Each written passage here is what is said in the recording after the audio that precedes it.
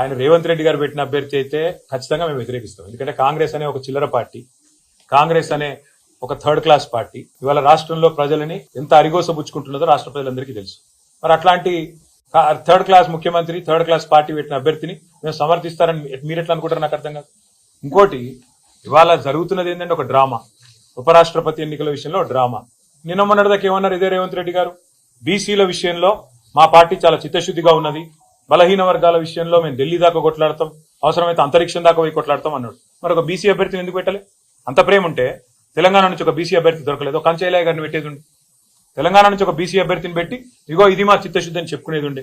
అంటే బీసీల మీద ప్రేమ మాత్రం నోట్లోనే ఉంటది, మళ్ళీ ఎన్నికలు నిలబెట్టే టైంకి వచ్చే వరకు మాత్రం బీసీలు కనబడరు మీకు. అట్లాంటి మీ మాటలు మేము నమ్మాలి, మీ మాటలు నమ్మి మళ్ళీ మీ వెనక నిలబడాలి. నేను అడుగుతానమ్మా, మీరేమైనా మెహర్బాన్ చేస్తుండ్రా? మాకు మేము సర్వస్వతంత్రమైన పార్టీ, మేము డెఫినెట్ గా ఎన్డీఏలో లేము, ఇండియాలో లేము. మేము మా మోడీ మా బాస్ కాదు, రాహుల్ గాంధీ మా బాస్ కాదు, తెలంగాణ ప్రజలు మా బాసులు.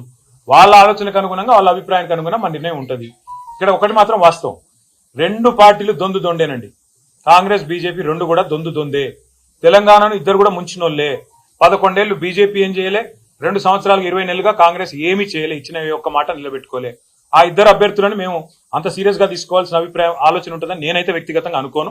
కానీ పార్టీగా, ఎందుకంటే నా ఒక్కడ అభిప్రాయం పార్టీ అభిప్రాయం కాదు, పార్టీగా మేము కూర్చుని ఆలోచించి డెఫినెట్ గా మా ఎమ్మెల్యేలు ఉన్నారు, మా ఎంపీలు ఉన్నారు, మా ఎమ్మెల్సీలు ఉన్నారు, మా ఇన్ఛార్జీలు ఉన్నారు, మా స్టేట్ కమిటీ ఉంది, అందరం అవసరమైతే పెద్దలు కేసీఆర్ గారితో మా అభిప్రాయాలు చెప్పి ఒక పార్టీగా నిర్ణయం తీసుకుంటాం. వ్యక్తిగతంగా నేను అనుకోవడం మాత్రం రెండు కూడా దొందు దొందే, కాంగ్రెస్ బీజేపీ రెండు దొందు దొందే. రెండు తెలంగాణకు పనికొచ్చే పార్టీలు కాదు, రెండు ఢిల్లీ పార్టీలే. వాటిని పట్టించుకోవాల్సిన అవసరం కానీ, వాటి రాజకీయం గురించి ఆలోచించాల్సిన అవసరం కానీ లేదు అనేది వ్యక్తిగతంగా నా అభిప్రాయం.